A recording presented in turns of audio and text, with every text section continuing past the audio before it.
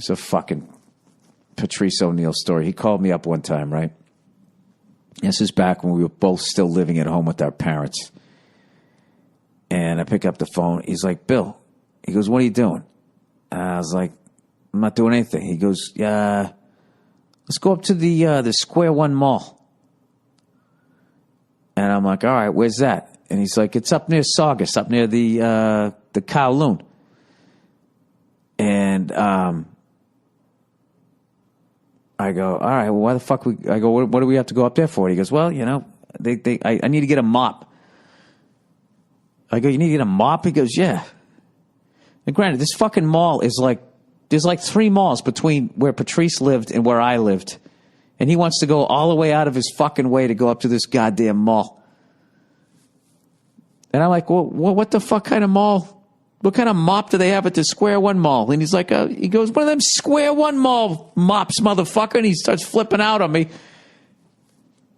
So I go, all right. I just finally got it out of him. He wanted to go up there because it was right when they first put cheese in the fucking crust of pizza, and he wanted to try it out. He started laughing when I finally got it out. He goes, I got to try it. I got to see what it's all about. So we drove up in the middle of the fucking day, sitting in traffic on Route 1 to buy a fucking mop, and so he could try stuffed crust pizza. I don't know why I told you that. I'm trying to fill up the fucking hour here. Have I done an hour? Is it mercifully over? You know that I'm a fucking sports fan. You know that I love the dimpled wonder Tom Brady, right? Old chin dimple himself. You got to be thinking, well, Bill, Tom Brady and the fucking New England Patriots are playing the New York Football Giants on Sunday with old fucking Eli Manning. The football gods love him. Oh, they love him. Eli fumbles the ball and it bounces right back into his own hands.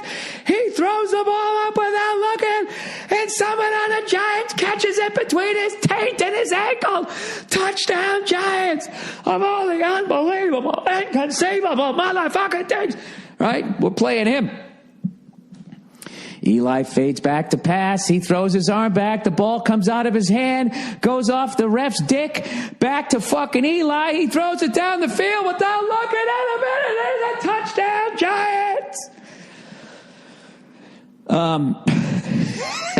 I can't, for some dumb reason, I'm going to go to this game.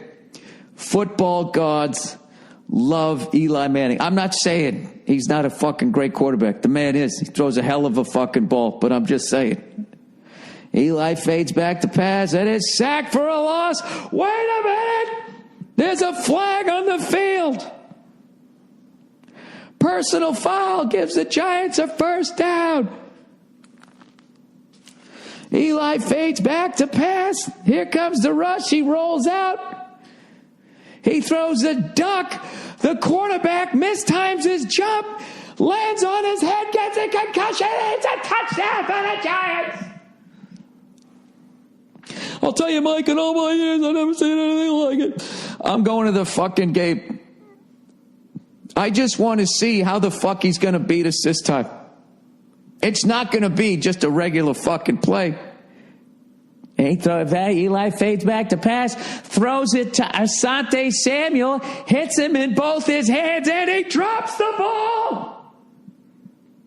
How does Eli do it? He threw an interception and it was dropped. Nightmares of this guy. So I'm just wondering how the fuck, what weird goddamn way are we going to lose? It is one of the great things about sports. I mean, what are the fucking odds that when we're going to fucking play him again? It's the Sunday night game. Everybody wants to see it, and we're going to be undefeated, just like we were when we were 18-0, right? It's going to be fucking tremendous, and I'm going to go there, and I'm going to root for the Patriots, but I'm not going to be an asshole. I'm not wearing any Patriots paraphernalia. I mean, certainly not this one. I get so much fucking shit, but yeah, you're right. You guys fucking own us. What do you want from me? I'm hoping it turns around today. But I'm calling it right now, okay? I don't know how long Eli can have that horseshoe up his ass, but at some point the slipper's got to turn into a pumpkin or whatever the fucking fairy tale is. Some fucking point. The luck's got to swing our way, right? So anyways, I'm going to that game. I'm actually really looking forward to it. I haven't been to the new Giant Stadium, and as I've told you guys for a long time, I have actually a closet New York Giant fans. I like all the defensive teams. You know what I mean? And I love the Giants linebackers in the 80s. Girlfriend had sex with another guy. Oh, geez. Hey, Bill, I'm a huge fan of yours from the country of Georgia, not the state. All right, I know where that is, in Eastern Europe. Is that cluster of countries? No, that's the one that Russia, every once in a while, when they get annoyed, they drive a couple of tanks into, isn't it? Isn't that every country over there in the Eastern Bloc? All right, here we go. So here's my story. I have a girlfriend. We know each other almost, I love these guys. We know each other almost 5 years. And we've been friends all of these times until we discovered our mutual love and affection. Is there anything better than the way fucking people in Eastern Europe speak? First of all, they speak in English, which is tremendous. That's amazing. I wish I could be bilingual. I just don't have the fucking patience. And I also love that they don't have the word for the, so they don't use it. And it just makes everything sound so much more direct. We've been friends all these times until we discovered our mutual love. Affection 4 months ago, and now she is my girlfriend. I study in Poland. She studies in Germany. So that means we don't see each other frequently, but we had our business time a lot. I think that means banging each other. A few days ago, my girlfriend told me that she was on MDMA. Oh, that's a drug, I guess. But to be clear, drug did not pull the trigger for her to make such a thing. Sorry, man. I'm trying to go with your English here. I don't know. I know MDMA isn't that? Well, DMT's that one that makes you fucking go into another dimension. I don't know what MDMA is. I don't want to know. Anyways, my girlfriend told me she was on MDMA the previous night and had sex with a random fucking guy. She was crying and shaming herself on the phone, telling me that she is wrong, loves me, I'm the special one for her, and she told me that now it's my decision how our relationship will go on. Bill, I want to hear your advice on these points. The thing is that I really love her, and my love is higher than that fucking sexual act which she had with that random fucking dude. Bill, I want to hear your advice and what would be your approach in my position. Fuck you and eat a bag of shit. P.S. Love you from Georgia, country, not the state, and sorry for my grammar mistakes. Dude, you crushed your fucking English. I can't do that. I could barely write that well in my own language. All right, what to do here? What to do? All right, obviously my gut just says you got to get rid of her. When you're not around, she's going to be on drugs, going to raves, and fucking a random guy. She does give points for actually telling you that. I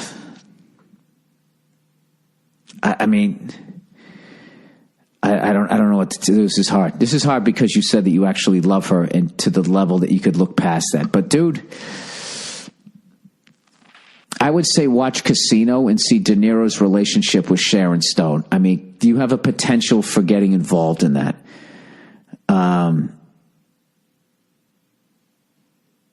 I don't know if you can forgive somebody for that. Okay, but if it happens again, you guys don't live near each other, and then she goes to raves and does drugs and fucks somebody. Dude, I think at the very least you need to take a break. I think maybe you should just take a break and be like, I need to sort this out. And when she says why, and it'd be like, well, because what you did fucked me up so bad that I had to send an email to a podcast on the other side of the planet to try and get advice. That's why. So, you sound like you're young. She sounds like she's young. God knows there's plenty of fish in the sea that wouldn't do fucking whatever the fuck she just did. I got to put this back in your court, dude. Like, just being where I'm sitting And the fact that there's distance between the two of you, I just don't see this thing working out. You're in Poland, she's in Germany, and while in Germany goes to a party, does drugs, and fucks somebody else. I don't know. That just sounds like the tip of the iceberg, dude. I think you got to pull the cord. That's what I would say as a friend. And I think if I was in that situation, you would say that to me too, because you weren't emotionally involved in it. However, people are human. They do make mistakes. You know this woman better than I do. If you feel like it's worth it, give her another chance. But I would sit on this thing for about at least 6 weeks. I wouldn't have contact with her, and I would just try to get yourself back into you and not the us mode. And after 6 weeks or something, I don't know. I think you really gotta you gotta. This isn't one of those. Well, all right, shake it off. That's what I would do. Okay, and like I said, what the fuck do I know? And I'm sorry that happened to you, man. That's fucking brutal. I've been there, and I've made both decisions. I've stayed in it and then got burned again, and I've walked and then thought, what if? So, that sucks right around the holidays, too. Jesus Christ. Oh, did you guys see that fucking guy school those two people on he schooled me, too, by the way. Am I saying schooled? I'm too fucking old to say that. Made some great points that the people on CNN could not refute when he was talking about people who are just blaming the Muslim religion for terrorism. Like everyone who's a Muslim wants to fucking mutilate women and do all this fucking shit. This guy was destroying these two people on CNN. And what blew my mind is, in a lot of ways, the people on CNN, when it came to the Muslim religion, were just as uninformed as I am. In a lot of ways. Like, when they were talking about those mutilating women and shit. Hey, the guy's just going like, yeah, that happens in this country, in this, like Sudan. He named like 2 African countries. And they're like, yeah, those are Muslim countries. He goes, no, they're not. They're Christian countries. And he really just broke it down where it's not the religion. It's depending on what country. They were trashing like Turkey or something, like kind of lump them in. And he goes, no, they don't do that in Turkey. They don't mutilate women. In Turkey, there's women rights, and they've elected more women to positions of political power. Intelligent, informed, logical, like thought, as opposed to these morons that think that they're tough, who go, we gotta fucking wipe them all out. We gotta fucking kill everybody. Fucking, if you fucking into that religion, you just fucking kill, like that dumb shit. What kills me is that CNN is starting to come around to and just be like, yeah, this is like a violent religion and all that. Look at what kills me, what fucking kills me, especially with Christians, is the lack of honesty with your own fucking religion. Are you really going to fucking sit there? Because if you're going to indict these people because of their religion, then I could go with you as far as if you say all religion. Eventually, you're going to have some wingnuts that it's going to cause them to do some fucking horrific shit. You know what I mean? You can't, as a fucking Christian, especially a Catholic. I'll just speak for my religion here. This fucking rap sheet. Whenever you watch like an NYPD Blue or one of those do shows, and there's always that guy, he's got a rap sheet a mile long. Armed robbery, fucking assault and battery, twisting parking meters off and spending the change down in an arcade. This kid spent more days in jail than he has out. That's my religion. That's my fucking religion. We had the Inquisition. We had the Crusades. We were in bed with the Nazis. Do you know Jewish people, when they were trying to track where the fuck their property went to, and they ended up at the Vatican? And we were like, oh, yeah, oh, is that yours? Oh, sorry, we didn't know who was going to win, so, we kind of had to, fucking get in bed with both people, and sorry about that. Pedophilia. torture. I mean, just horrible shit. Torture, genocide, you name it. You name it. Go right down the whole fucking commandments. They've broken every fucking one of them. And see, that right there is the kind of thing that makes me question the validity of an afterlife and being judged. Okay? Because that's what they're peddling. But their actions, they're not worried about judgment on any fucking level. So it makes me think that, well, maybe we just go into the ground and we decompose and we give life to something else. You know what I mean? But they created this mommy and daddy thing, You're either going to get an ice cream or get a spanking to keep everybody in fucking line. And then maybe they know it's bullshit. Like maybe when you get high enough in the church, they just go, all right, they close the door. And they're sitting there in their stupid get-ups, right? And the guy just goes, look, here's something you need to know. You can't tell anybody or we'll deny it and we'll kill everybody that you know and that you're related to. All right? Here's the real deal. He looks left, he looks right. He looks back at him, he shrugs his shoulders, and he just goes, we made it all up. Yeah, we just made it up. Not being good or bad, being good or bad, makes sense. It's the moral compass you're born with, but the whole afterlife is. And we have no proof. We have no idea. Yeah, Jesus, I mean, he lived, but, we kind of, we hyped it up a little. We kind of oversold it, Maybe he didn't walk on water. Maybe he waded into it a little bit and was the first guy to do the butterfly stroke or the backstroke maybe. And which back then, no one ever done that. Nobody thought to be on their back when they swam. So that was equivalent to walking on water. And they didn't have leprosy. They just had a rash. It just sort of cleared up naturally anyways. But they did talk to him, so whatever. But, that's also why I don't watch the news. That's why I love Facebook.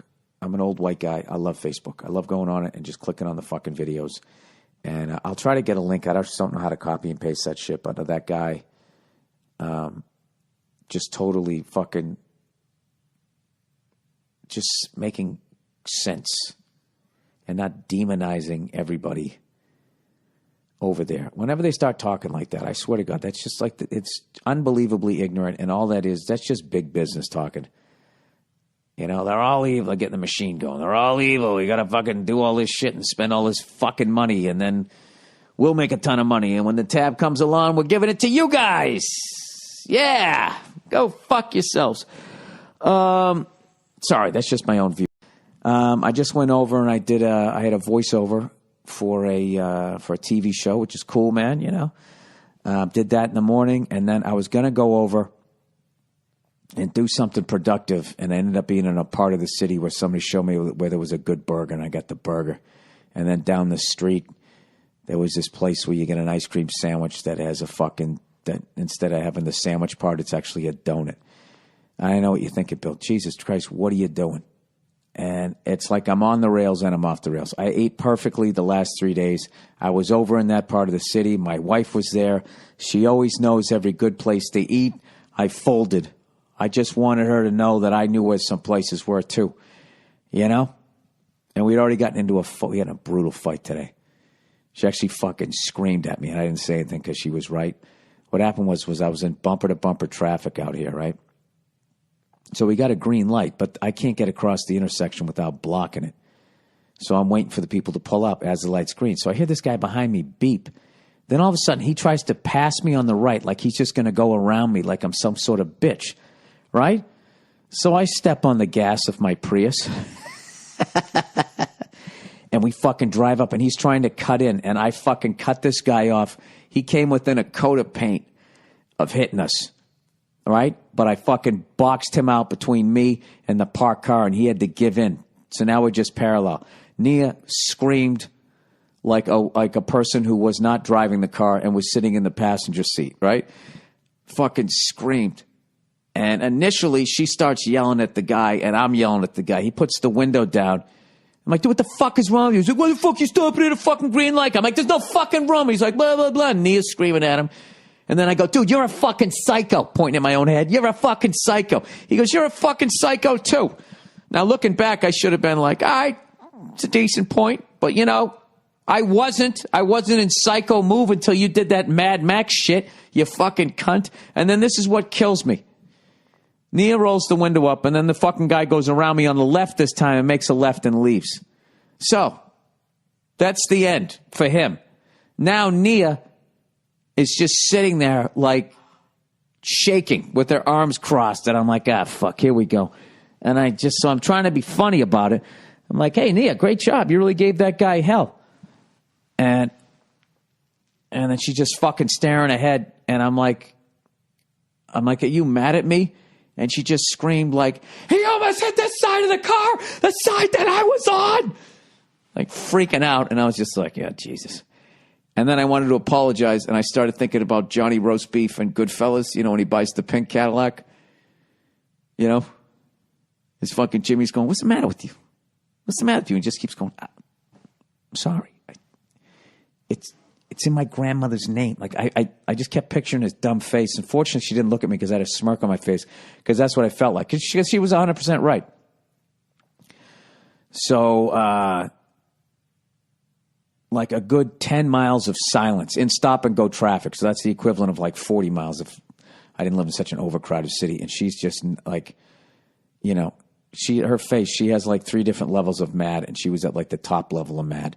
I kept looking over, you know, her bottom lip was still stuck out like she looked like a little dog that was mad, you know, like your little brother right before he cries. You're like, is he going to cry or is he going to punch me in the head? You know, when you do that, when you push your little brother too far, you're like, he's either going to start swinging or start crying. I don't know. Might want to lean back a little bit, get the arms up, right? She had that look on her face. And the next time I looked over, it was just an angry face. And then I looked over again, and then her arms were just crossed. So I know at that point that you can actually talk to her, so I tried to cute my way out of it. I said, listen, you were 100% right. She goes, that's right, I was. I go, all right, let me rephrase that. You were 110% right. And she gave me shit back again. I said, all right, look, you were 120% right, and that's my final offer. All right? Got a little bit of a smile out of it, but she was fucking mad at me. I know. Then I tried to turn it around on her. Try to say like that's why I'm successful, because I don't take shit from other people. Like that's a situation that you need to take shit in. Just let the fucking maniac go. Who gives a shit, Bill? Why do you give a fuck? Why do you immediately go into like lunatic mode? And I was actually thinking about it when I was driving home, how my wife's energy is so much more chill than mine. And I'm like, am I just like a car engine that just idles higher? And I can't fucking, you know, I'm just burning through the tank of gas. Or do I wake up in the morning chill like she does, and I just don't let life affect me? No, and she doesn't let life affect her the way it affects me. And I actually think it's a little more the second one. I think I just need to fucking relax a little bit. What the fuck is wrong with me? I'm yelling at the guy. You're a fucking psycho. For all I know, that guy knows all that jujitsu shit. He's saying, you know, he's got me down. You know, he's past my guard. I'm laying on the street, you know. All of a sudden, my Prius goes into gear, and it runs over my wrist and snaps my watch band, but doesn't break any bones because it's a Prius, right? What the fuck is wrong with me? So it was like a perfect day.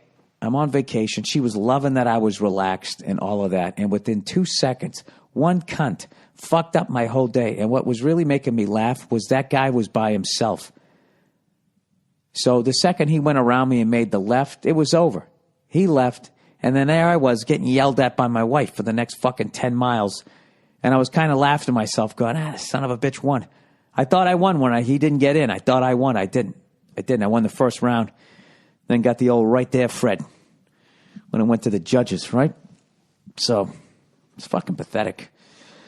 Anyways, what a dick. I didn't think it was him, like, because he had like this foreign car, but it had like an American car sounding horn, so I didn't think it was him, so I was off my game, and he almost got around me. I don't know, it's probably stupid, right? Fuck you. You don't make mistakes? We all make mistakes. Thanksgiving dilemma. Hey, Billy, so I will get right to the details. My family is hosting Thanksgiving this year. Oh, Jesus. We have 5 people in our family, mom, dad, and 3 brothers. I am the middle child. We have grandparents for both my mom and dad's side coming. Along with my grandparents, we have cousins coming. All right, now, here is my dilemma. Here's where my dilemma comes into play. My cousin got married a while back, and his wife has asked if her mom could come to our Thanksgiving dinner. Oh, Jesus Christ. Oh, Jesus Christ. You know, there's something to be said when you've lived that long and you don't have a Thanksgiving party to go to. That probably means you're a fucking asshole. My mom had gotten into a little dispute with her like a few months ago, and my mom fucking hates her. Ah, Jesus Christ. You can't do that, people. You can't get into a fight with your fucking in-laws. You can't do it. You can't get in a fight with your, I don't even know what you call them. If your brother or sister gets married, you can't get into it with their fucking in-laws. You just can't do it. You got to bite your tongue and just be like, I'm going to sit here in my sweater. I'm going to smile and wave, and this is going to be over. And then I'm going to go back to the life that I'm leading, that I built.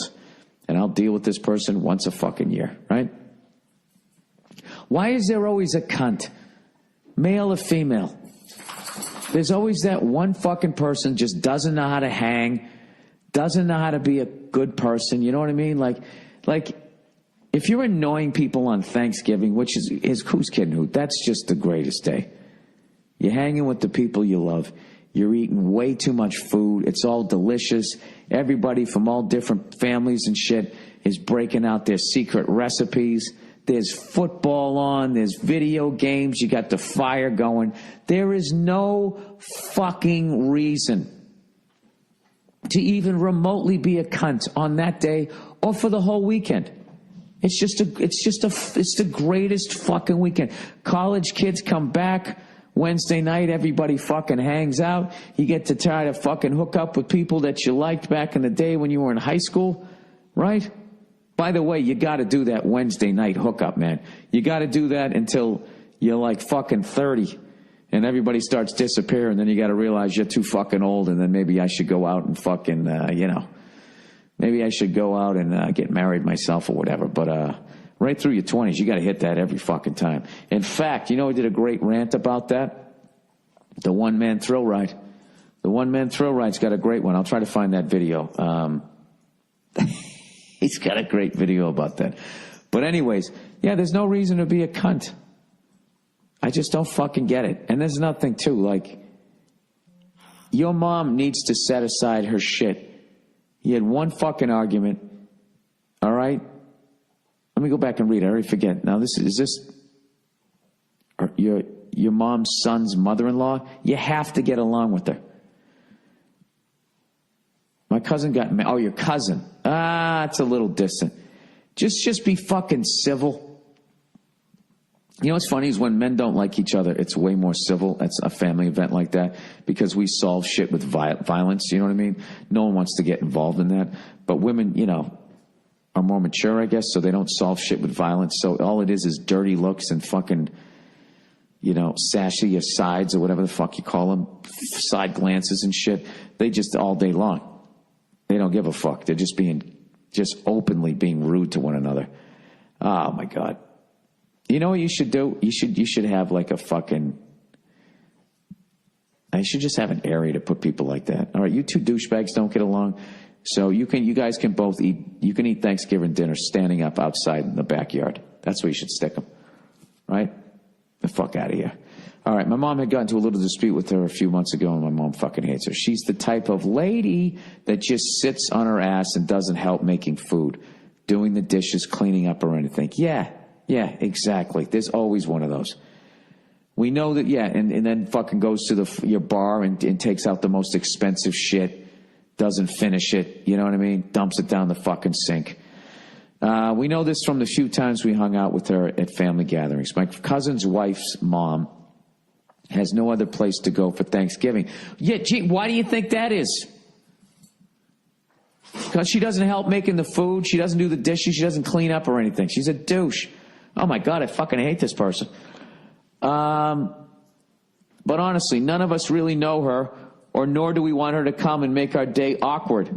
I guess I just need to ask advice on how we respond to my cousin and tell him that that bitch isn't invited. We don't know how to do it without hurting feelings or making it weird the next time we see them. You can bring Nia in on this one if she knows how to set this bitch down easy. You know what? I'm going to go get her. Hang on one second. Hey, Nia, I need your help on this one. All right? Even though you're still mad at me for my rude comment earlier. Can you come over? This is recording live. Can you, Cleo, get down, buddy. I'm sorry. Get over there, lay down. Go on. Nia? I hear you. What is it? All right, come over here. So long story short, this guy's got a dilemma. He's having Thanksgiving at his house. Okay? Mm-hmm. So here's his dilemma. His cousin got married a while back, and his cousin's wife asked if her mom can come along. Okay. All right? And evidently, she's a douche. She doesn't help with the cooking. She doesn't help with the cleaning. She just sits around. She's a jerk. Okay.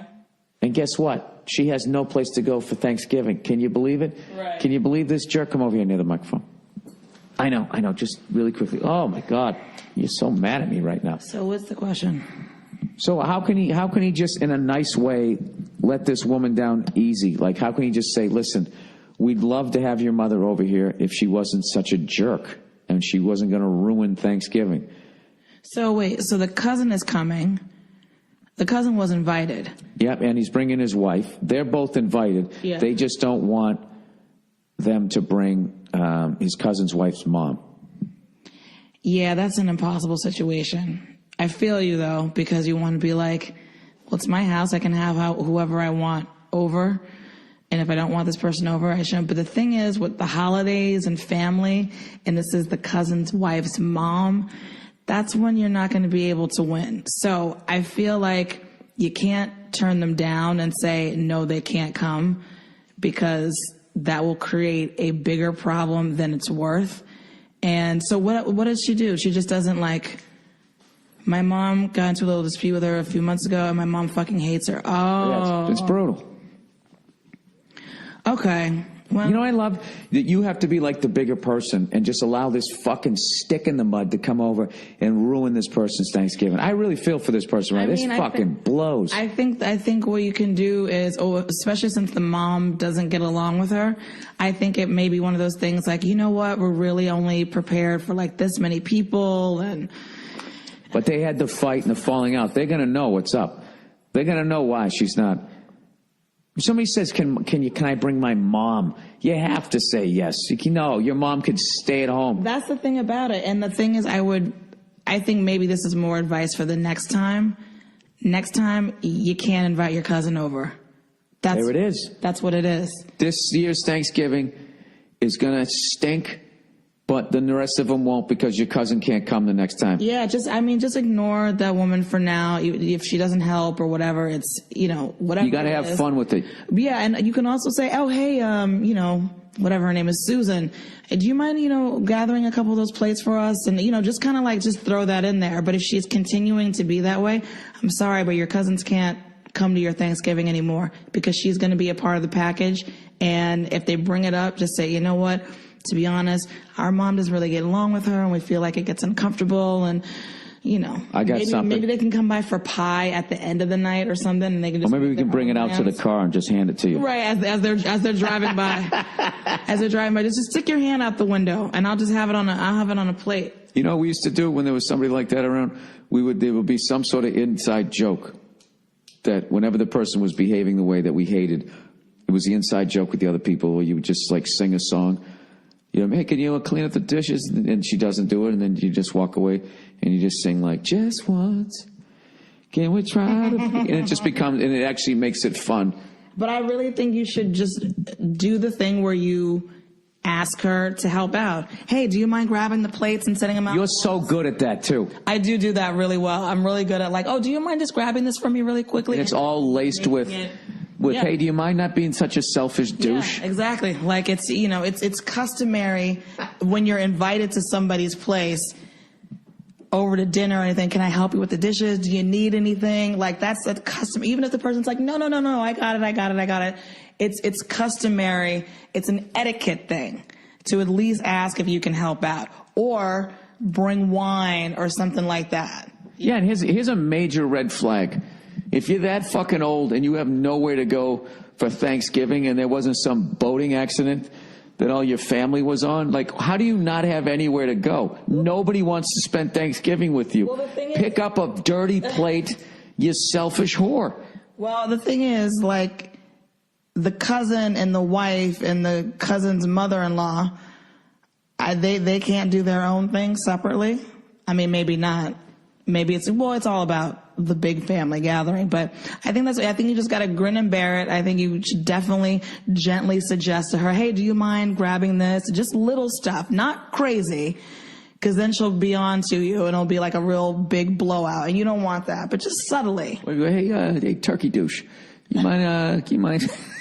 Exactly. But next year, yeah, you just can't invite it. You know what? We're actually going to do a really small Thanksgiving this year. It's just going to be me and the wife and my mom. Like, no assholes. We're just doing it small this year. You have to be very gentle about it. But that's how you get around it, is that you just don't invite the people that are attached to the people that you don't like, which sucks. But that's how it goes. Here's the other thing. Watch your alcohol intake, because the truth might be coming out. Later on, you might say something, and the alcohol will start going like, "Oh, say it, fuck it, it's your it's your Thanksgiving too." I need you All to right, sign this. I will do that. Okay. Who do I make this out to? Can I give a shout out to? Can we shout out Justin? Absolutely. Shout out to Justin Long and his brother Christian Long. They listen to the podcast and they're awesome. Justin, you know what I found out? The next day after we met each other, you and I have the exact same birthday. The exact same birthday. Month, day, year. How crazy is that? And why was Justin there? He was there because he does a voice on F is for Family, coming to Netflix on December 18th. Yeah, there you go. And he's been so great, man. He tweeted out, he was tweeting the hell out of the teaser and all that. And he does the voice of Kevin, and he is fucking hilarious, and it was one of my favorite characters to write for once I saw what Justin was going to do with it. So we had a lot of fun hanging with them. Well, Nia, thank you so much. The lovely Nia, everybody. Thank you so much. Yeah, coming on the podcast. To support you at the Madison Square Garden. You were incredible. You were amazing. You were in the zone. I was very proud of you. Thank you. Let's talk about some dumb shit. Let's talk about those Starbucks cups that used to have like snowflakes and reindeer on them. I actually understand why people were fucking offended by that. You know, it's fucking annoying. I don't understand how a religion can be offensive. And it's not even the religion, right? But it kind of is, because that Santa Claus shit, that's the shit that Christians tell their kids, you know. Santa Claus, you better watch out. You better not cry. You better not pout. I'm telling you why. Santa Claus is coming to town. He has some silver bells. He has some mistletoe.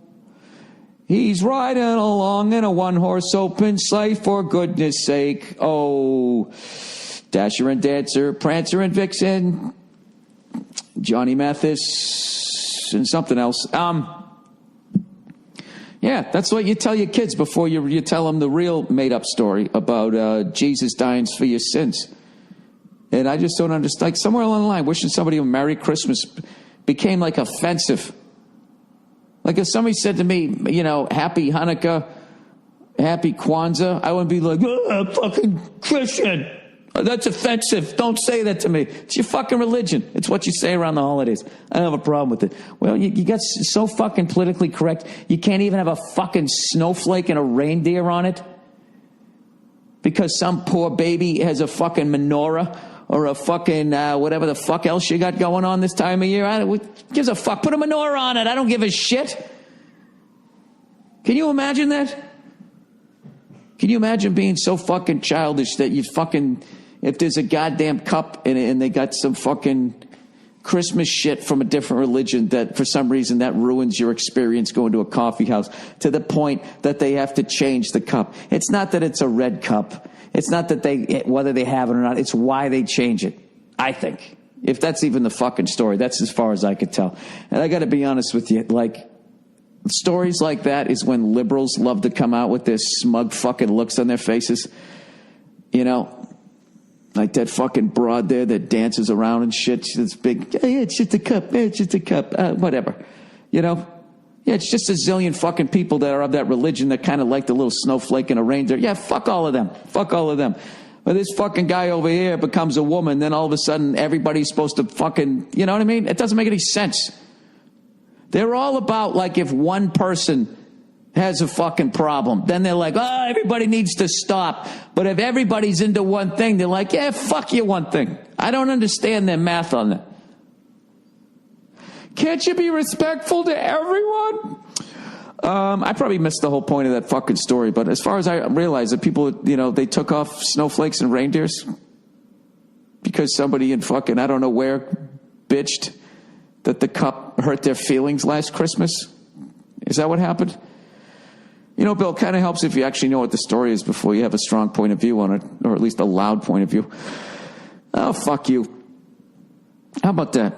Fuck you in the holiday season. I'm just glad I don't fucking drink coffee. What a fucking waste of time that is. You know what I mean? I'm not saying it's not delicious once you get over how bitter it is and you got to pour a pound of fucking sugar in it. I'm just saying the amount of times you just see people standing in these fucking lines at the airport or outside of Starbucks and you're like, is Bruce Springsteen in there? Is he playing that coffee house? Because that's the only fucking reason you could ever explain standing in a line that fucking long to be, let me get a fucking frappa, copa, mocha, whatever the fuck you guys get. Junkies. Do you understand that? I wouldn't stand in a line like that for beer. Liar! I've done it at games. At least I get a good buzz going, right? Well, I guess coffee's a drug, too.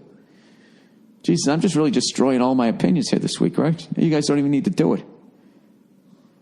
I always feel bad for those. I don't feel bad for them. It's just like, why? Like, that alone would be enough to quit.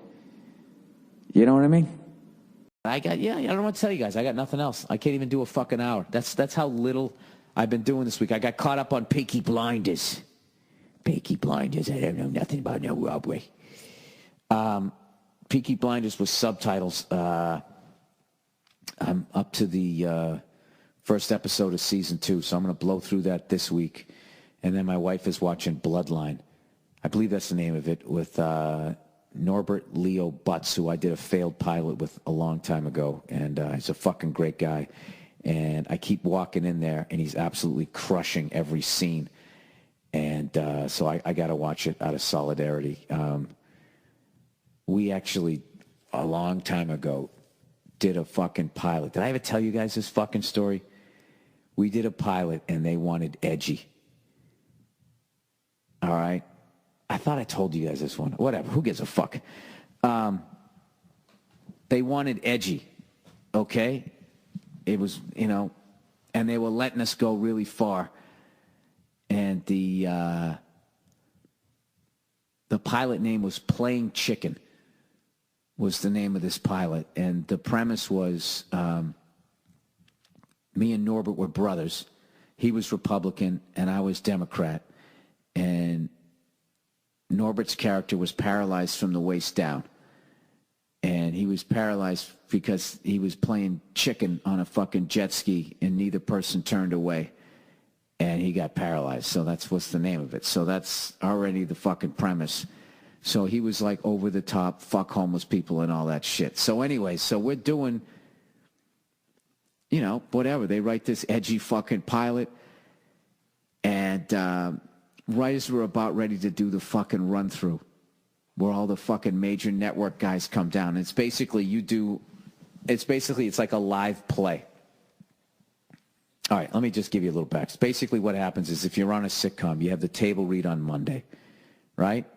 If it kills, you go upstairs and you do a bunch of blocking in the fake living rooms and all that, which is basically, I'm going to stand over here when I do this. You go through the whole fucking thing. If it bombs and they know that they're going to rewrite a lot of shit, you have a quick fucking day like, well, we're going to get a new script tonight and this will be, you know, a little bit different.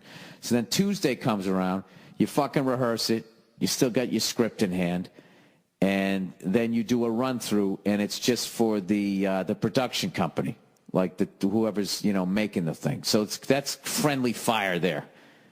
You know, those are like the executive producers and the people that wrote it, the writers and all that. So they watch it and they see what's working, what isn't, what needs to be fixed, what can stay the same, what they can add on to.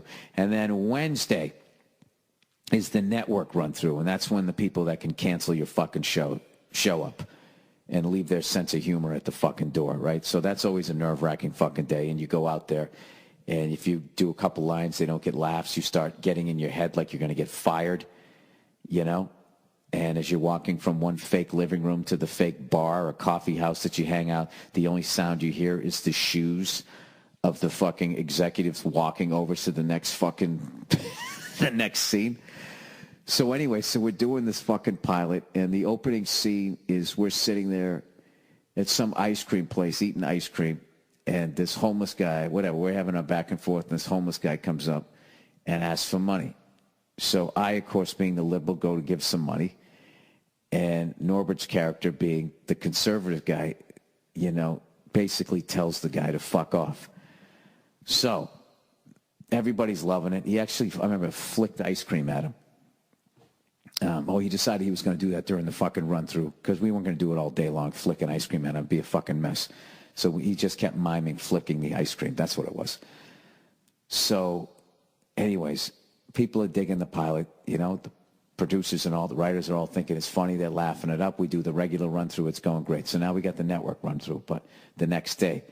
And it just so happens that during that week or whatever, Don Imus said the nappy-headed hose fucking comment. And for whatever reason, all hell fucking breaks loose. Like, you know, Hitler's back. And it becomes this big fucking lightning rod thing that allows a bunch of people who don't, you know, want to increase the fines with the FCC and all this shit. All basically what this one guy said on the radio trickles all the way down to our pilot that has these fucking suits nervous, you know, just in general about we better watch our step because Don Imus, I don't know what, lost some advertising money. So they're in that fucking headspace, and they come down to our show where we got a half-paralyzed guy, you know, and the opening scene, we're doing the scene, it's getting zero laughs. And I remember the homeless guy walked out, and they even gasped at that because they really made him look homeless. He was really dirty. And Norbert goes, all the jokes are bombing, and he goes and turns around and flips this fucking glob of ice cream and hits the actor right in the face, and they gasped. And no laugh. I mean, I thought it was going to kill. We thought it was the funniest shit ever. There wasn't a fucking, they just gasped. And then it ended, right? And then just the sound of their shoes just shuffling all the way down to the other side of the set for the next fucking scene. And dude, it was the worst run through I've ever been in. I'm talking, there was zero laughs. It was dead fucking silence. And I just remember walking by this one actress. She delivered her line, and it got nothing. And she walked by looking at me like, what the fuck is happening? And I almost bursted out laughing because for actors, it's like, fuck, I'm going to get fired and I'm going to be unemployed again. For a comedian, I can still, I'm not unemployed. I can just go back to doing shows. The fact that I'm on this thing is gravy. So the look on her face was just, I mean, I don't want her to be out of work, but it was just funny to me. So the more it was bombing, the harder I committed to what I was doing. Just because if you're going to bomb, you might as well just fucking do the triple Lindy. So I was just going bigger, and it just was just dead fucking silence. So the run-through ends. I mean, you can hear a fucking pin drop. And it was to the point I was like, dude, I don't even think they're going to shoot this fucking thing. So me and Norbert went back to the hotel. We go right to the bar, and we just start laughing, going, I'm getting fired. He's going, no, I'm getting fired. And we had like a bet. Who's going to get fired? It's like somebody's going down for that. It's like, you know, like LSU loses 3 in a row. Somebody's got to pay the price. Somebody's getting fucking fired. So they ended up showing up, and they would talk to both of us individually in our hotel rooms. I remember the guy that directed the thing. He came walking into my room and just sat down on my bed and started eating the peanuts my peanuts without asking. And it was the most arrogant thing I'd ever seen in my life. And I was just sitting there going like, it still bugs me to this day I didn't say anything to that guy. But anyways, so they fucking, so they ended up toning this whole fucking thing down, right? They go, look, we're not gonna get rid of you guys. It was the wrong tone, but blah, blah, blah. And then what ended up happening was they fucking dialed it back like 40%, really took all the balls out of it. And then, you know, a few days later, we shot the pilot in front of a live studio audience, and it actually killed. It went great, but it didn't end up getting picked up. And that's my story about bombing. Sorry, guys, I had to go in the well there, man. I ran out of fucking stories to tell you for this week. Military response. Bill, I'm not affiliated with any political party. Read extremist. Whenever anybody says, I'm not a Democrat or a Republican. Hold on, you're just going to make all kinds of fucking noise up here, aren't you? All right. I hate groups just as much as you do. I'm not looking forward to hearing people argue about proper responses to recent attacks in Paris because everyone talks like they have military background. That being said, what is the solution? It seems like it's always a damned if you do and damned if you don't situation with military action. In one sense, I find that comforting. Knowing that it's fucked up either way, it means we're just human beings getting by. Thoughts? All right, what do I think? Well, obviously, you know, what happened in Paris is fucking brutal. And I don't see how that, you know, even if I agreed with the political agenda of whoever the hell did it, like, that's not the way to get people to pay attention to your plight, to do stuff like that. Now, having said that, I live in a superpower, and I know that our bombs don't always land on the right people. So I understand why countries don't get along with each other.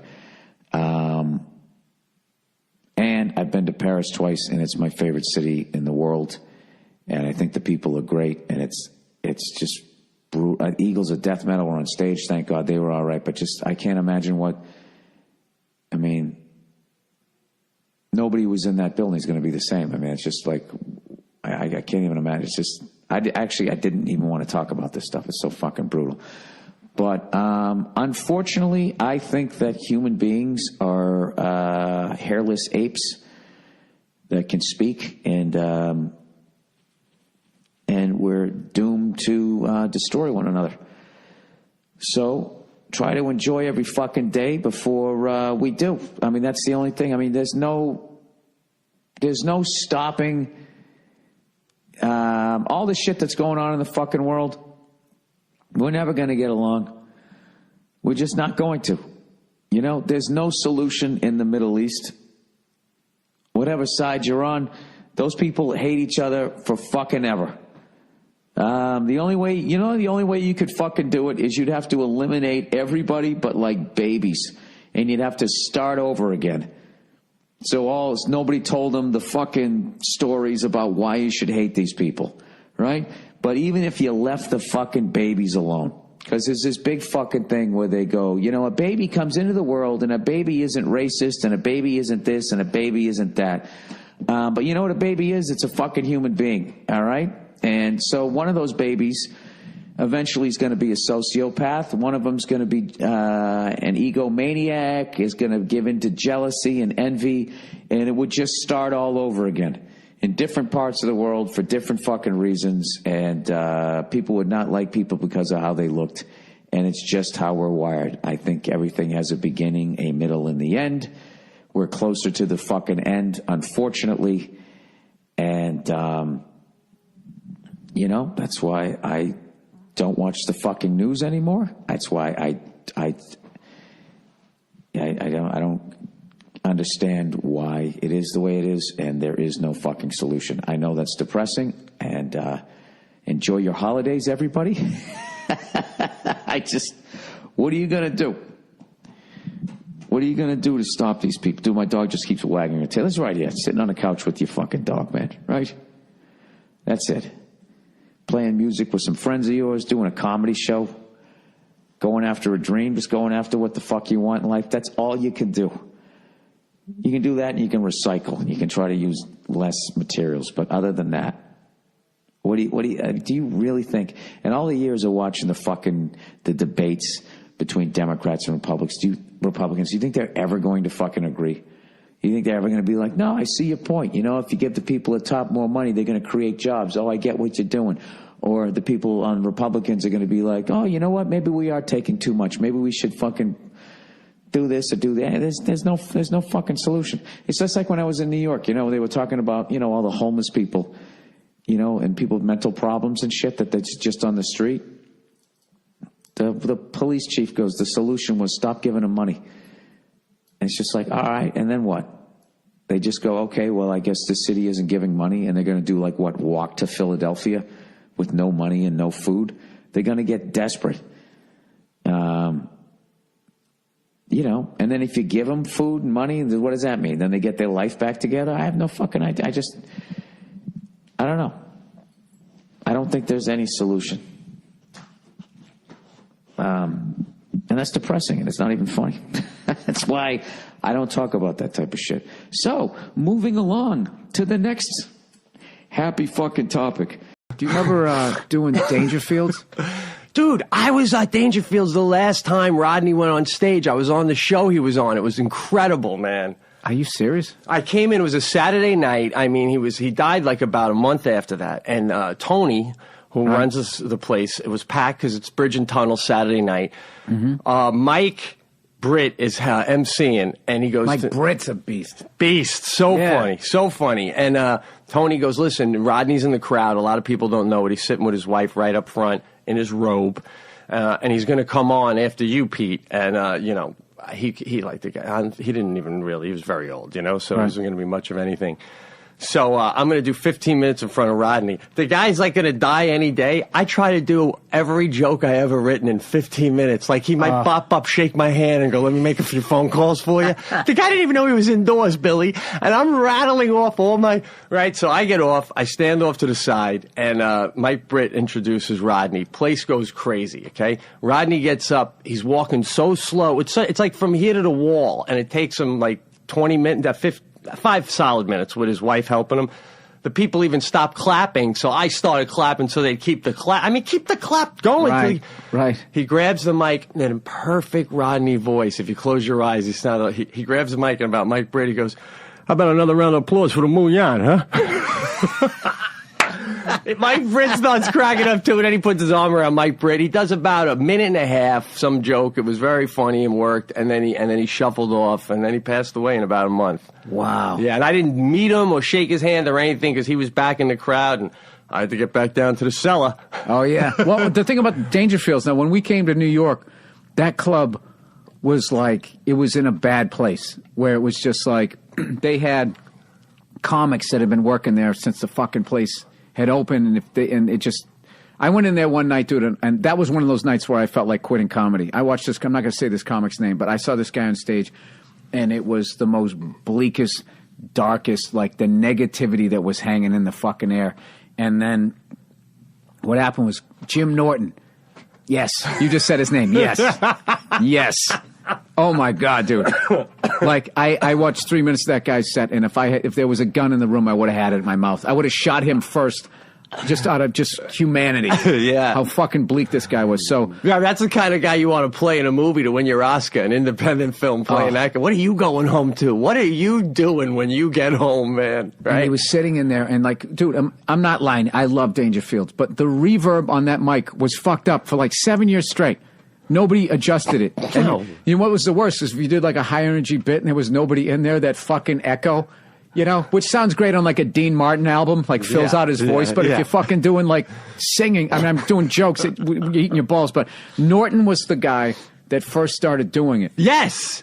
You guys got to go there. You get to do a half hour. You get $25. Norton single-handedly, I think, saved that place because he got us all to go there. I remember everybody was giving him shit. I remember Patrice, rest his soul, goes, he goes, where you coming from, Norton? He goes, Dangerfield? And he goes, yeah. And he goes, oh, yeah. He goes, who'd you go on after? Ruth Buzzy? and then, And everybody's dying laughing. And Norton defended it, though. He was going, dude, you got to go up there. So I was living on the Upper East Side like you, and you and I started doing it. Yeah. And then I remember Sherrod came in, and then there was this great thing. It just all of a sudden just fucking turned around. Yeah, all of saved it. those older guys took off and left. And but what was weird was that, you know, and as cool as the decor remained the exact same. Like if you're into like shit from back in the day, you got to go to Dangerfields. I mean, the it photos. literally looks like you feel like Johnny Carson is going to come walking in when he still had like jet black hair or brown hair and shit. Like when you're sitting there with those little fucking those little lampshades and stuff. Yeah, and everybody writes their initials on the lampshades. And it's literally like a lounge in Vegas from 1970. They only have male waiters, and the waiters all still wear the red jackets. Career waiters, too. Yeah, and it's just you know, I mean, the photos on the wall when you first come in, because like Billy Joel did a song for Easy Money for Rodney's movie, so there's a photo of Billy Joel was there, and you know, Sinatra and all these great people there. Elvis with Rodney. But then the thing would happen after a while, Bill, is I would play there, and then I'd be back at the cellar, and, you know, sometimes in between spots, everyone sits around, chats, and I'm running out, and no one's like, where you going? My guy, I got to Dangerfields. And he's like, wait, you still going to Dangerfields? Like, it stopped. And because it got to the point where it was $75, I live around the corner, and I'd be like, how can I not bop in and just get a quick 75, tell a few. But the thing about me is I fucking love that place. Sometimes, other times it would just literally, it's the only place I had a breakdown where I was like, you know, the only time where I was ever looking at the crowd like, did you just come here for fucking heat? Why are you even here? Dude, I've seen some of one of the fucking most bizarre heckles I ever got, and one of the best heckles I ever saw. I saw in that room. All right, the one that happened to me, right? I'm fucking standing on stage, and there's just this group. I told this one time, I think on a special, or it was an extra or something. It was like 4 white dudes in the corner, dude, and you could feel the fucking anger coming off these guys. You could feel the fucking awful dads that beat them with belt buckles and shit. I've never felt an energy like that in my life. So I go on stage, and they're so fucking angry, and they're a little loud, being drunk, that they're intimidating the entire crowd. So I'm standing on stage bombing, and I know I'm bombing because those fucking guys, their energy. And everything in me is saying, don't say anything, just fucking get through the shit. And then finally, I was just bombing so bad I had to say something. I was just saying like, hey, what are you guys talking about over there? They're like, what? I said, yeah, what are you guys talking about over there? And the guy yells out, he goes, anything red and on stage is a faggot. That's what he said, which I don't even know what the fuck that means. Like, it was just so fucking like childish, and Stupid, but dude, it was hilarious. And I'm sitting there going like, I went right back into my act, and I'm sitting there. Part of me is I'm furious. The other part of me is laughing my ass off because I can't wait to go down the cellar and tell the story. Dude, that's like saying anybody who's sitting over there has girl germs or cooties, like something in the 2nd grade. But it was still fucking hilarious, and I just eating my balls, and they did nothing about it. Oh, forget whatsoever. No, they never will. And I just sat there eating my balls. And got off stage, and I had to walk by the fucking table. It just, I don't know. They had that one, and then there was the guy. But it makes you better, man. Somehow those make you better, man. It makes you. I didn't mind that in a hell room, but there was always that thing where, like, if you're actually in a comedy club and they're not policing it at all, you're just like, all you give a fuck is that these people are eating and drinking. Yeah. And if they yell at me or throw shit at me, you don't give a fuck as long as they pay their check in the end. But the other time. I don't know how to do this joke because I don't want to say the guy's name because I'm saying a name when I tell a Dangerfield's joke or story, but go ahead. All right, so this actor/comedian goes on stage. All right. People are going to figure it out. I'm not going to say his name out of respect. So he's one of the funniest comics I know. I'm going to say it, Frank Santarelli. He's one of the funniest guys ever. Oh, with the cigarette. He does a cigarette. Oh, yeah. Yeah, okay. Fucking hilarious. One of my favorites of all time. So he's on stage, and it's just this fucking one of those summertime crowds where they're just fucking sitting there. And one of those things like, why the fuck did you people come out here? Exactly. So they're sitting there, and he goes up on stage, and he's on The Sopranos. He plays the bartender and everything. So he goes on stage, and they're just not having it. They're not listening. They're not laughing. And his shit is really, it's like Greer Barnes, where like he'll go into a bit, and it's like this 10-minute high-level concept thing, and they're not buying it. So finally, he's like 10 years older than me, so he's trying to reach out to this crowd because it's a young crowd. He goes, hey, man, he goes, you guys like The Sopranos? How you guys like The Sopranos? He goes, I play so-and-so. I play the bartender. Every week, Tony Soprano beats the shit out of me. And this guy in the back, without missing a beat, goes, you should have killed you. I don't even know to this day if Frank ever heard it. I was like, oh, my God, that's fucking hilarious. So And I wanted to laugh my balls off, but I had to go on next. So I'm literally watching the beatdown that I'm going to take, right? It was like when your mother would line you all up and, to beat you or whatever, and you're like waiting, like, okay, this is good. Maybe she'll get tired by the time she gets to me, right? She'll get a phone call or something. Yeah, so he walked off stage. I remember he walked by me. It's still classic Frank, funny as hell, didn't say anything. He just walks by me, just doesn't look at me, just goes, wow. Wow. He said it twice. Wow. And just fucking... That's all you can do at that place sometimes. I mean, Carrie Karavis used to be on stage there at night. We're doing prom shows. I used to do prom shows there. Oh, no. That's literally just go. If you can just go up there and stay up there for 10 minutes, you get your $50 or whatever it was. It was not about comedy. It wasn't about anything. Oh, you'd have a better chance going to Port Authority and just with a Mr. Microphone. You'd get more laughs. She would yell from the stage, because I'd be last, she'd be second to last. She'd yell from the stage, Corielli, I got 5 more minutes. How fucking jealous are you? And the crowd's hilarious. Not even mad that she's bragging that she doesn't have to be in front of them in 5 more minutes. Completely didn't get it. And the club would latch on to the weirdest characters to be their like comic, like the comic of the, you know how like, certain comics, like Attell's known for the Comedy Cellar, right? The 12 o'clock spot. Yeah. So, like, I remember Dangerfields went through a phase where Steve Marshall was hosting all the shows, and he was their guy. He's not there to behave. Oh, yeah. I'm not here to behave. That's his whole slogan. So he would do, it's so weird. He would do his last bit every show. He'd have a dozen roses, and he would slam each rose against the piano as he had a comment about women, like, and then you blah, blah, blah. And then at the end, the show would end, and then when everyone left, he'd have to go back in and pick up his roses, like the club wouldn't even do it for him. And then, like, I remember in between shows sometimes, because there was a Korean deli where he'd get the roses, Right. They're like, Steve, you're next. So-and-so's running late. And he'd go, I don't even have my roses yet. I didn't even go get my... And they go, well, hurry up and go get your roses. So he'd have to run to the Korean deli and get his fucking roses. Not to mention, that's half your paycheck in flowers, man, right? Yeah, dude. And where are you going with that, dude? That's what... It doesn't have anyone Guilty as charged, dude. I remember I used to work in a dental office. I worked in a dental office with my dad when I started out, and we used to have, like, when we were really drilling into somebody's tooth, dude, it was gross, man. Shit would be flying out of the mouth. So you basically had this plastic. It looked like a welder's mask, but it was all plastic. Yeah. So all the spittle that would have hit your face is hitting it. Oh, sure. It was a fucking disgusting job.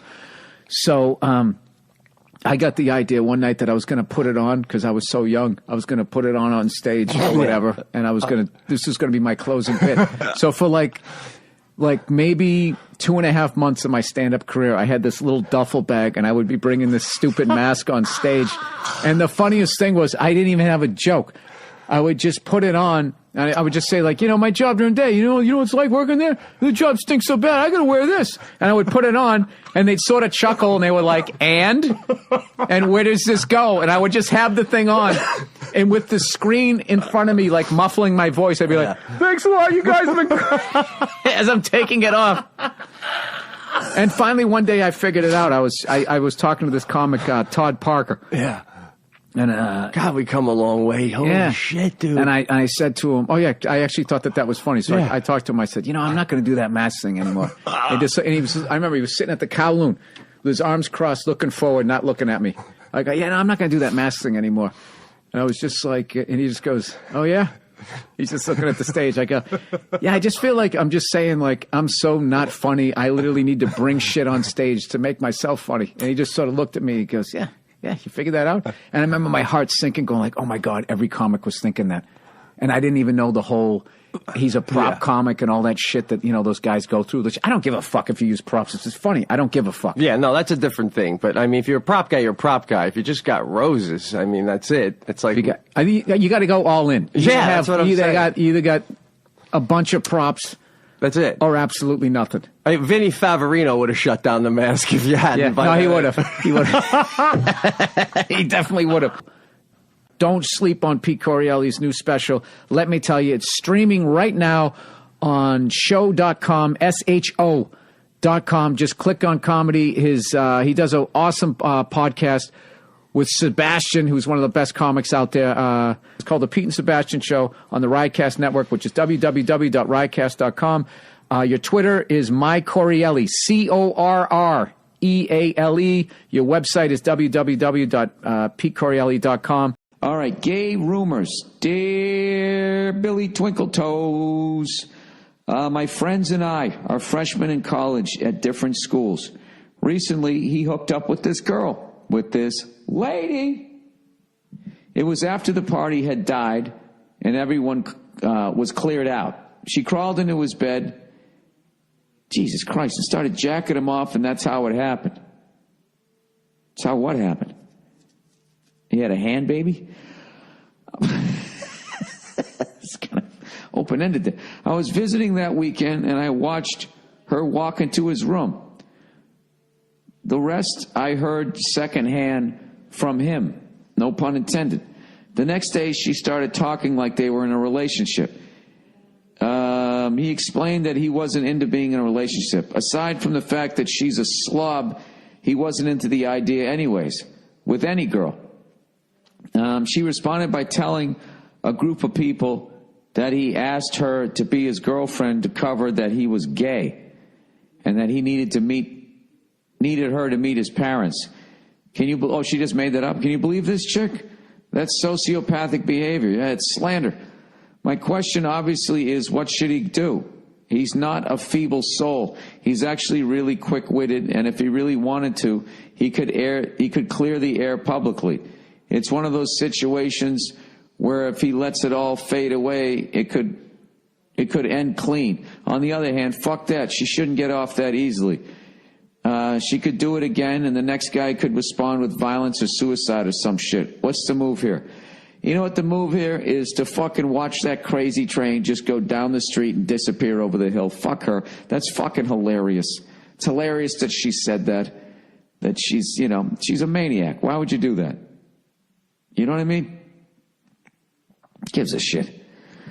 How easy is it to play? Are you gay? Well, I mean, I am a sharp dresser. You got to give me that. Who knows? Maybe I am, maybe I'm not. I don't know. Hey, ladies, you want to see if you can ungay me like they do at the fucking those weird churches where they try to cure you being gay? I would just have fun with it. Who gives a fuck? Honestly, who gives a shit? Some slob says that you're gay. All right. Well, I'm not, and I can prove it. Show me your tits, ladies. Oh, look at old Frederick standing up at attention.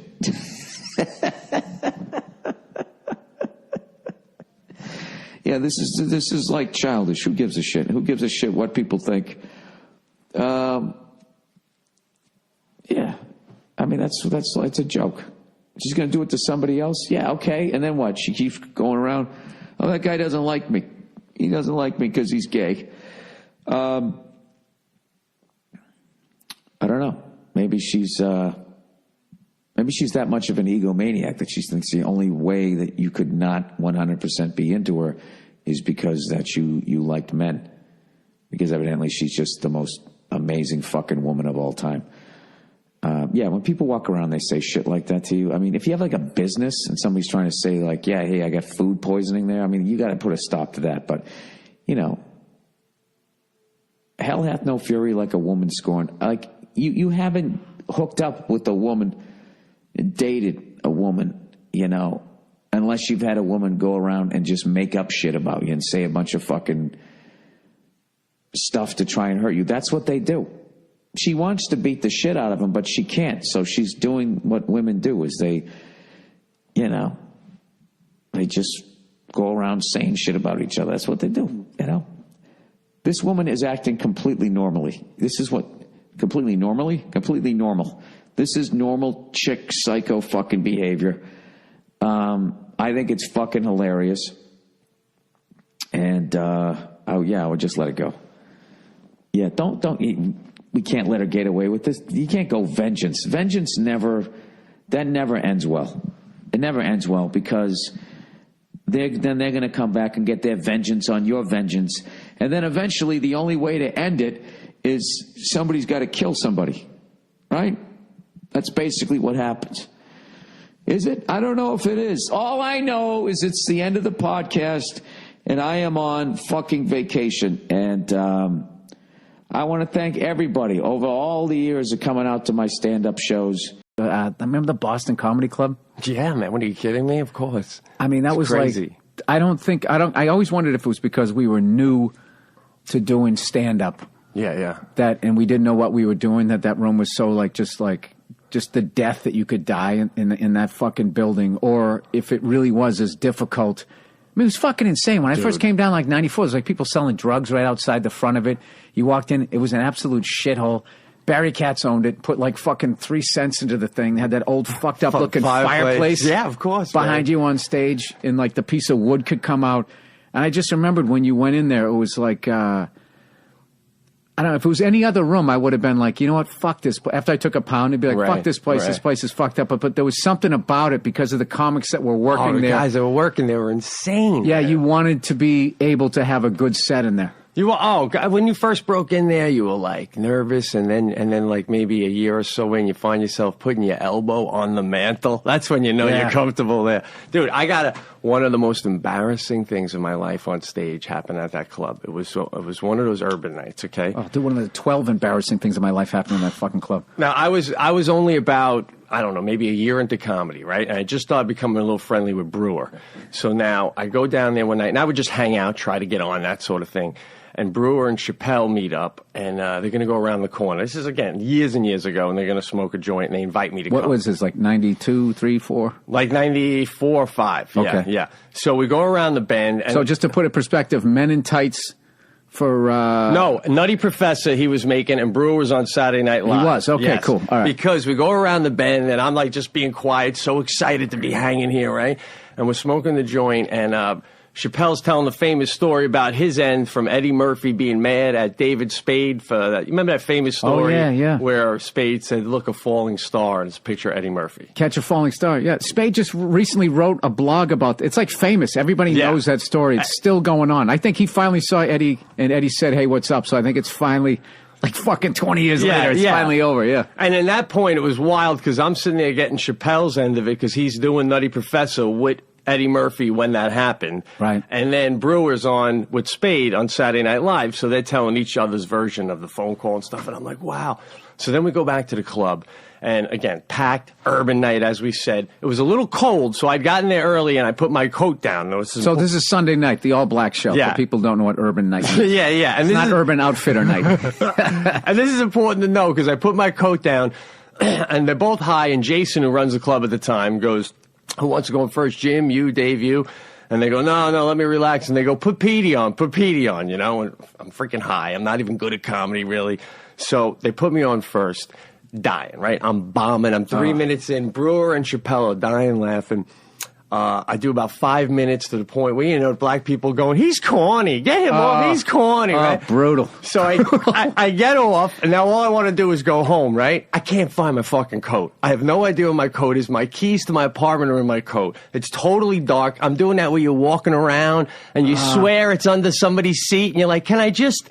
And they just saw you bomb. Yeah. And now these women are going, what you want? And then... There's a black host, and he goes, what's going on back there? And someone yells out, white boy can't find his coat. The white boy can't find his coat. So he goes, turn the motherfucking lights on. And they turn the lights on, and they're all looking around going, is this your coat? And I'm walking around trying to find, and finally some lady in the back, I remember I put it by that little bar in the back there. God. She goes, is this your coat? And I go, yeah.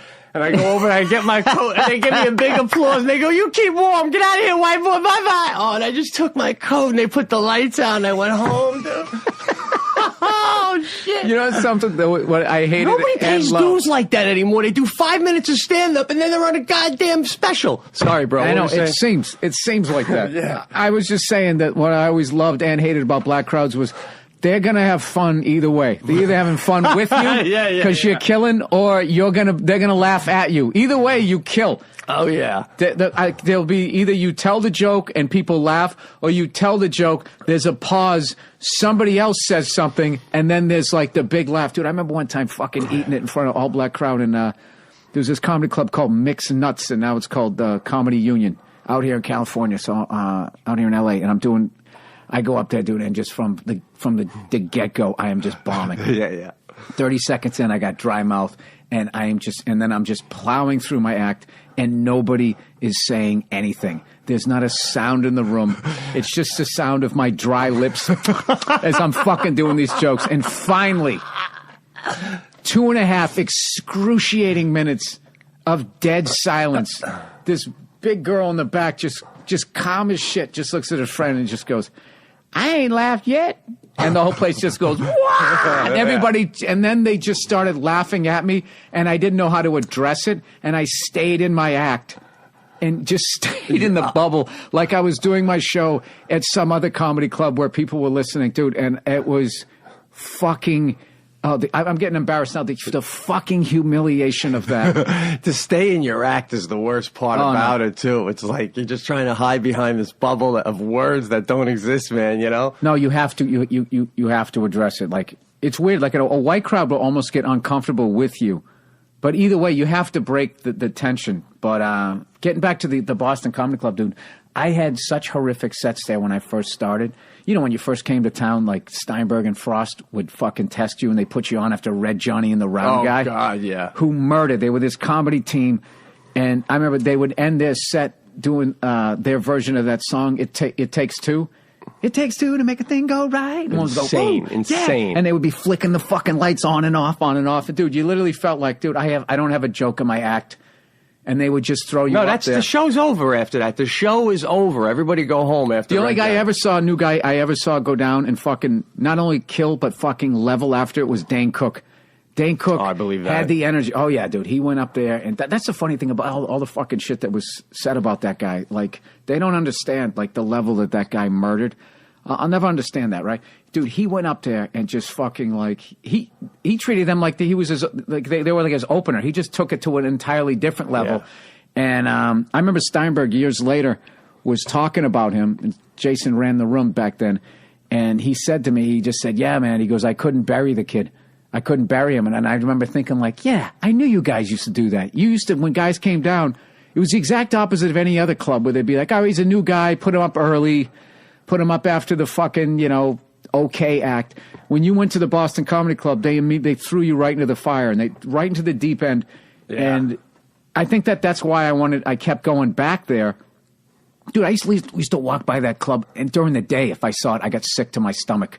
Just going like, oh, God, that fucking... dude, it literally had my heart. Sometimes I didn't even recognize it during the day. I'd be halfway past it and go, oh, shit, there it is. Just because it's such a night thing, a dark night thing. But the thing about it, too, is, the idea that you had to go through there and do that. Sometimes I'll be on the road now and, these features go, I'm deciding if I should move to L.A. or New York and da-da-da, and they're talking about comedy. And, the one question, you got to ask yourself is, do you love it? You got to love it so much that, we were blind to that, man. It was no big deal. You walk home after getting beated and battered there and... Yeah, and you know what's funny? You know what kills me is quitting. I never even thought about quitting. I would just immediately be thinking about, after I was getting past it, I would try to think of how I could do better the next time. I just remember the worst part was just when you went to bed and you're just laying in your fucking I had a walk-through bedroom, railroad apartment back then. Remember that shit up on 97th Street, right? Yeah. And I would fucking just be laying there in the bed just with the humiliation of the set just going through my fucking head and everything. And it would take you all the way into maybe 2 p.m. of the next day to finally get your feet, for me anyways, get my feet back underneath me. And then I'd have a spot at the Strip and it'd go okay. Oh, yeah, of course, man. All right, thank God, I'm still funny. I'm still funny.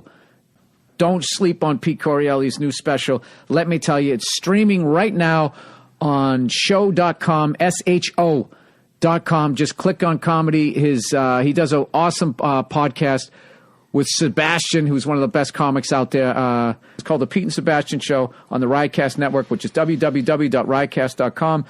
Your Twitter is mycorielli, CORREALE. Your website is www.petecorielli.com. You know what I'm going to try to do in December? What's that, honey? Oh, God. I pissed Nia off today. I got to tell the story. I got this thing. Nia hates when I make fart noises. Like if I'm singing, and I don't know, I just go, if I just do that. I hate when people do that in general. It's so, I don't like it because I don't like bathroom toilet humor. I think it's so gross. All right, so she hates it. So of course, what am I going to do? So I'm singing along to the radio and I just keep making fart noises. And the madder she gets, the funnier it is to me.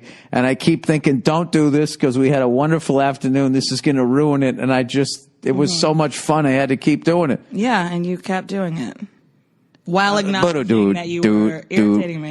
I'm leaving. I have to go to movies. No. You know, there's something wrong with you if you don't think a fart's noise is funny. I can see if I actually farted and you had to deal with the death that came out of me, right? No, nothing is wrong with me. You have the maturity of a 12-year-old, and it's like you can't just let someone enjoy their day without doing something irritating. It's true. You like to irritate people, especially me. Admit it.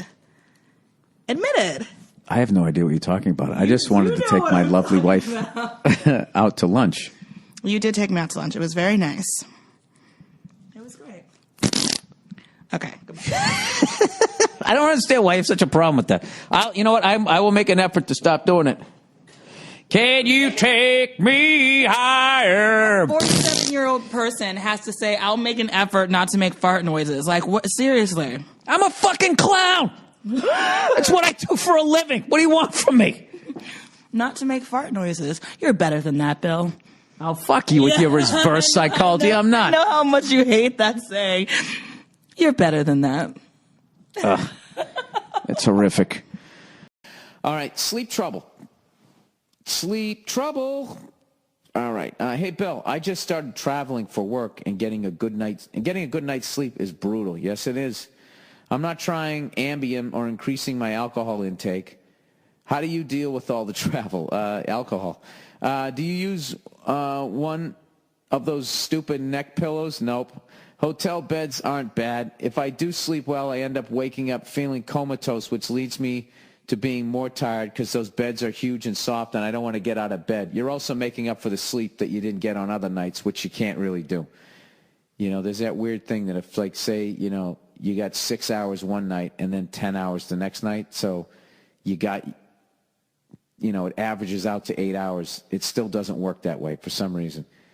You can't retroactively, like, when you miss out on whatever it is you need. Some people only need 6. Some people just need 4. But if you need, like, whatever the fuck you need, I'm saying if you come up short, you can't just sleep extra one day and then even it off. It usually takes, like, a week. Like, I've been fucking sleeping this whole week, falling asleep like an old person. So, but anyways, let me continue. And I don't want to get out of the bed. It hasn't happened yet, but I can see it's slowly turning me into a grouchy asshole. How do you do it? Were you a cheery fellow before hitting the road? Thanks for the free laughs. How do I do it? I'm German-Irish. That's how I do it. We're not in touch with our feelings, so even if I am tired, I'm just naturally trained to block it out, and I just get up and I go. But however, every once in a while, when I do make a conscious effort to think about slowing down and relaxing and not having something to achieve every fucking day, be it picking up dry cleaning or writing a new joke, I suddenly become aware of how tired I am. So what I would do is not use any of the drugs. And I also wouldn't fuck with alcohol. I wouldn't do that either. What I would do is work out in the morning and then go to your job, whatever it is that you do. And then at night, because you were working all day and you worked out, you'll actually go to sleep. If you just get into the good habits out there, it's not that bad. But I don't know. Biggest thing that I found is food. Food is difficult, and if you're doing like a bunch of one-nighters, if you're like a traveling salesman kind of fucking thing, selling your widgets or whatever, that's when it gets hard because you spend your day traveling, and then you arrive at the hotel, you're fucking hungry, but you got to go to your gig, so you usually end up, you know, you're like, yeah, you guys have anything healthy? You're like, we got an Applebee's. Oh, yeah, do they deliver? Yeah, they sure don't. They sure don't. Nodding yes. They sure don't. You should shake your head no. Can I get what I need? You sure can't. Not in this town. So then they always have like fucking menus, and they're always going to give you some Chinese food, which is going to be unfucking believable or absolutely horrific. depending on, it has nothing to do with where you're at. Every fucking town in the United States has Chinese food, I believe. And every town has a Chinese family that moved there, right? For the most part, or at least within 2 towns. There's a Chinese family that moved there, and they will make that fucking food. Now, whether or not they're people from China that know how to cook, that's the fucking rub. If you've ever noticed that? I've been in the middle of fucking Kansas, and I got some of the best sushi I've ever had. Japanese family, middle of fucking Kansas. It's like, how did you end up out here? This is unbelievable. Most of the white people I know didn't end up out here. How did you, from Japan, end up in Olathe, fucking Kansas? All right, so anyways, holiday wedding. Billy Bells. My friend from college is getting married the Sunday after Christmas. Jesus, what a stupid time to do that. Well, it's because everybody's in your hometown? He goes, is there a worse time for a wedding? No. Can you believe that it's in upstate New York? Of course I can. If he's going to be a cunt, he's going to go all the way with it. I'm sure it'd be fun once I got there, but I'm thinking about skipping. The circumstances are grounds for not going, right? Absolutely they are. Fuck that. Fuck that. You know what I mean? I always think that when people do shit like that anyways, it means one of two things. They're kind of hoping most people won't show up. Or 2, they don't have enough money to throw a good wedding anyway. So all that great food, you're going to walk away from that to go up there and fucking eat hamburger helper? Standing out on the stage, eating on the fucking dance floor, eating a steak-um. Celebrate good times, come on. Boo-doo-doo-doo-doo-doo-doo. And one of your friends is going to cancel last second that agreed to go. And you're going to fucking show up there. Wahoo! There's some shit food being served right here now. Some fucking shitty food that's going to come out your ass. Yeah, fuck that. Fuck that. And he can never give you shit. All you got to do for the rest of your life when he gives you shit or she gives you shit or whatever about not going, you're sitting at the bar and they're fucking in your fucking ear. You just keep looking straight ahead and you just throw your hands out and you just go, you got married on the Sunday after Christmas. Who does that? That's it. And as they try to defend it, you just talk over. Married at the Sunday after Christmas. When? The Sunday after Christmas. It's almost like you didn't want me to be there. Huh? If you get divorced, when are you going to get married this time? Fucking New Year's Day? The fuck out of here. What do you think? You're better than Santa Claus? You're better than the baby Jesus? Huh? You think you're better than the prime rib my mother makes on Christmas Day, you motherfucker? Where the fuck do you get upstate New York? How dare you? I'm going to be that fucking person driving in a station wagon? Fucking Sunday after Christmas. Get the fuck. This is like my time off. This is my time off. This is my time. Okay? I'm going to go to a goddamn wedding. Oh, that just reeks of like my friend got ordained as a fucking preacher. He's going to go up there in his fucking street clothes. Oh, yeah. I bet they're getting married in like the basement of a fucking Holiday Inn. And the ceremony's going to be going, and the door to the function room's still going to be open, and people are going to be randomly walking by looking at it. They got to keep the door open because there's no bathroom in the function room, so you got to walk out. Oh, that's a shit show. Jesus Christ, dude. That's like a sales meeting you don't want to go to. Well, you know what? I've convinced myself that I wouldn't go. I don't know what you're thinking, but I wouldn't go. That's totally grounds for skipping. A wedding alone is grounds for skipping. Who the fuck wants to go to that? Unless you're still in your 20s, and then it's a good time. You want to go to a wedding single, right? Go there, maybe bang somebody, right? Have a good time. So you don't want to go there, if you're not married, then eventually she's going to look up, when are we going to do this? Ugh. No, you think of just fucking doing a running jump right off the balcony.